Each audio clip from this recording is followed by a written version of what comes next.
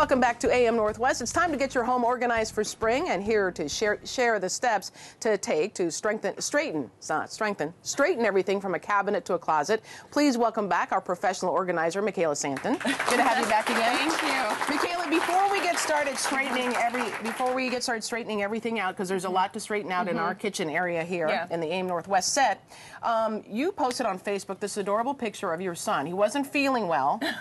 And tell us what's happening here. He had a fever. He was sick, and this is our cat who, every time one of my kids is sick, she just lays right on their face, like right on top of them, and she won't get off. And she's trying to take care of them. Yeah, and my mother-in-law said that this is cats. They have this. It's some book about this is what cats do. They take away. They fend off the illness. Oh, really? From children. They know. They have instinctual. They know. See, we were worried that this might be one of those morbid cats in the home, you know, that like comes up when the baby. When the patient is ready to die. That's when you see the cat. Oh my God. No! Have you heard those stories? That's horrible. Yeah, just filling you in. No, he feels much better now. Thank you. Good. I'm glad to know that. All right, let's straighten out our kitchen area here. So, you know, it's really hard to kind of get your mind around, like, how do I just start the organizing process? Right. And this is what I and most organizers do, whether it's a pencil drawer or a garage or a basement. You pull everything out. It's the longest process and the hardest process, but pull everything out of whatever space you want to organize. Okay, so you this is a typical like cabinet that I just pulled out of here. Okay. And this is really typical. I'll find a mismatch of glasses and wine glasses and water bottles and plastic, you know. I have a ton of water bottles in my cabinet. Right. And so you are one person, and I don't know how many you need. You know, it just depends. It's definitely personal, too. Right. But, so I pull everything out, which also gives you an idea of like, wow, I had that much stuff in there. Right. And what do I really need?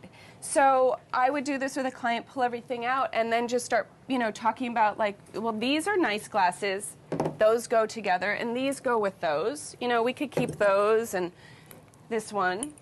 But let's talk about this. Like, how often do you have ice cream sundaes? And there's just one of those. And there's just one. It's a pretty lonely ice cream party. So maybe that goes... Sometimes I have my own ice cream party. But okay, I get what you're saying. You know, yeah. You know, wine glasses, if there's a match, I like to keep the matches. Right. That makes sense. You know, here's 2 champagne glasses for you and your hubby. And then... mugs. I like mugs that are the same size. Right. So they're just easier to put back.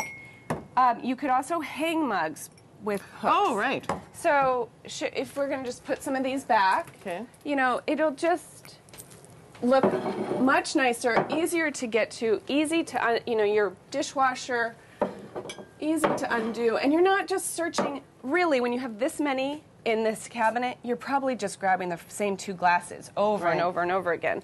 I put, you know, wine glasses in a different area. You know, maybe they go up on top, but it just makes it cleaner, easier to put away.